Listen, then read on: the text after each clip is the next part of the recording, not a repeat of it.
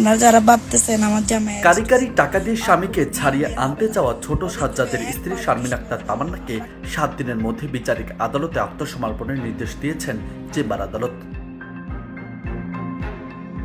রোববার রাষ্ট্রপক্ষের আবেদনের শুনানি নিয়ে আপিল বিভাগের চেম্বার বিচারপতি আদালত এ আদেশ দেন। এদিন আদালতে রাষ্ট্রপক্ষে শুনানি করেন অতিরিক্ত অ্যাটর্নি জেনারেল অনিক আর হজ। এর আগে চট্টগ্রামের শীর্ষ সন্ত্রাসী সাজ্জাদ হোসেন ওরফে ছোট্ট সাজ্জাদের স্ত্রী শারমিন আক্তার তামান্নার আগাম জামিন মঞ্জুর করে আদেশ দেন হাইকোর্ট। গত 9 এপ্রিল হাইকোর্টের বিচারপতি মোহাম্মদ মাহবুবুল আলম এবং বিচারপতি মোহাম্মদ হামিদুর রহমানের সমন্বয়ে গঠিত বেঞ্চ এ আদেশ দেন। জানা গেছে গত 15 মার্চ রাতে রাজধানীর বসুন্ধরা শপিং মলে ঘোরাঘুরি করার সময় সাজ্জাদকে গ্রেপ্তার করে তেজগাঁও থানা পুলিশ। গ্রেপ্তারের পর তার স্ত্রী শারমিন তামান্নার ফেসবুক লাইভে এসে দেওয়া এক বক্তব্য ভাইরাল হয়। 58 সেকেন্ডের ওই ভিডিওতে তামান্নাকে বলতে শোনা যায়, কারি কারি বান্ডিল বান্ডিল টাকা ছেড়ে আমার স্বামীকে নিয়ে আসবো। ওই ভিডিওতে প্রতিপক্ষ গ্রুপকে হুমকিও দিয়েছেন শারমিন, বলছেন খেলা শুরু করছো তোমরা, শেষ করবো আমরা।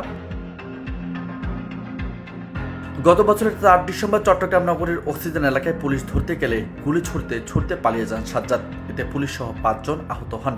গত 29 জানুয়ারি সাজ্জাদকে ধরিয়ে দিতে পুরস্কার ঘোষণা করে নগর পুলিশ কমিশনার। তার আগের দিন সাজ্জাদ বায়োজিৎ বোস্তামি থানার ভারপ্রাপ্ত কর্মকর্তাকে ফেসবুক লাইভে এসে পেটানোর হুমকি দেন। তার বিরুদ্ধে হত্যা ও অস্ত্রসহ 15টি মামলা রয়েছে।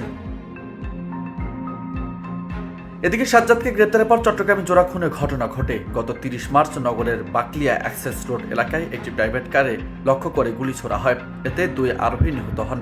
সন্ত্রাসী সারোয়ার হোসেন ও সাজ্জাদের দ্বন্দ্বের মধ্যে এই ঘটনা ঘটেছে বলে পুলিশের ধারণা। সাজ্জাদকে ধরিয়ে দেওয়ার জেরে তার অনুসারীরা সারোয়ারের সহযোগীদের উপর হামলা চালান বলেও প্রাথমিক তদন্তে জানতে পেরেছে পুলিশ। এই ঘটনায় একটি মামলা দায়ের হয়েছে। মামলায় শীর্ষ সন্ত্রাসী সাজ্জাদ ও তার স্ত্রী তামান্নাকে হুকুমের আসামি করা হয়েছে। নিউজ টেক্স বার্তা 24।